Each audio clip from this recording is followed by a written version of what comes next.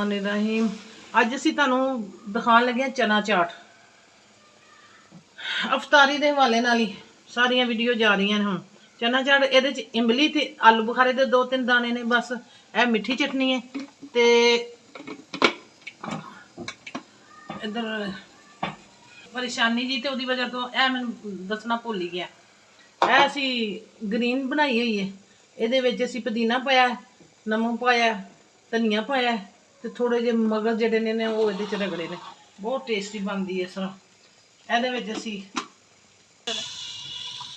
ये असी आलू बुखारा तो इमली की चटनी बना लगे, मिठी जी बनानी है। ठीक है, थोड़ा जा छोटा जा चम्मच लगने थोड़ा आपे खा लेंगे। जीरा दे थोड़ा जा पिछे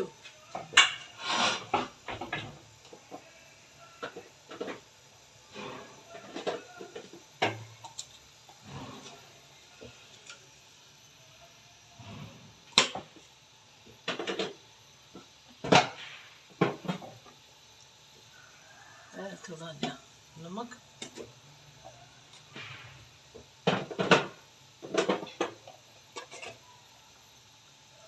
थोड़ा जा गरम मसाला इहदा टेस्ट चेंज करने वास्ते। ये ना गुड़ पाया है मिठी बनाने वास्ते। ठीक है, देखने इहदा मिठा की बनता है।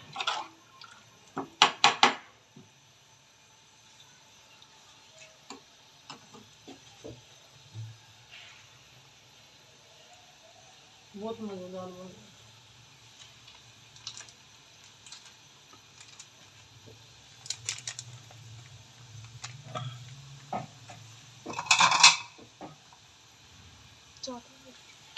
वाला आ गया। ऐसे थोड़ा जा पिंक रंग पाता है जर्दे वाला। ठीक है, ऐसी थोड़ी जी ना बच्चे फिर चिकन मारने थोड़ी जी मिर्च पाती।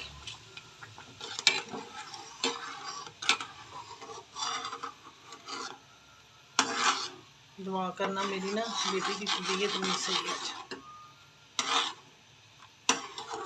अल्लाह मेरा सब दी औलाद तंदुरुस्ती दे, सेहत दे, जवान बच्ची है।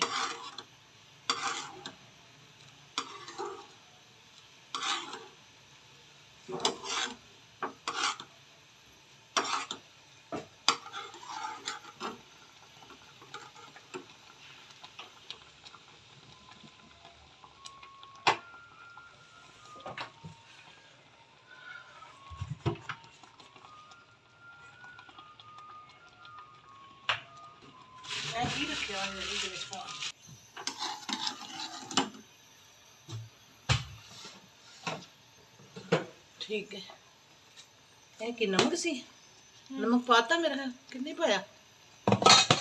चलो हम तो मिक्स करके सारा कुछ दिखाने।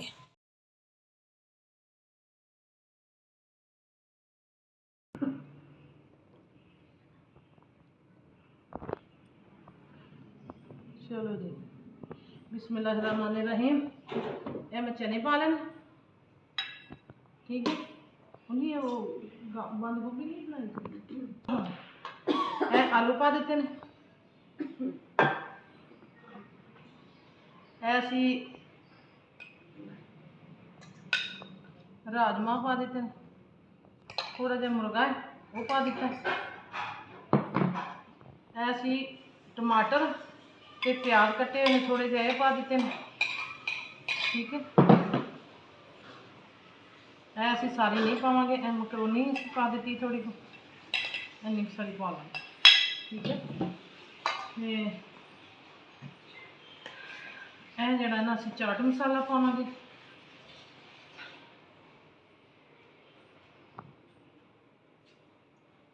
चिक्की पा दूँगी। वाइट वाला बॉल लेके आती गुजर अंदर वाइट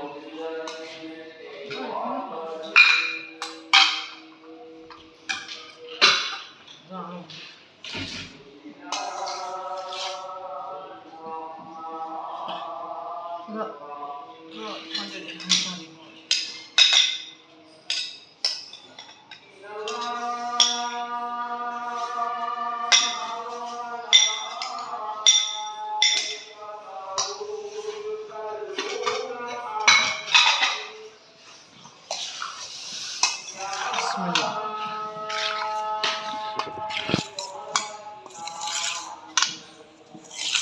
नया नया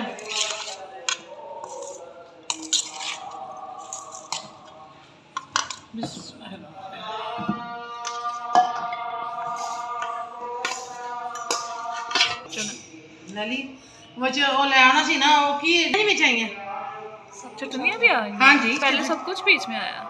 हाँ जी ये देखें।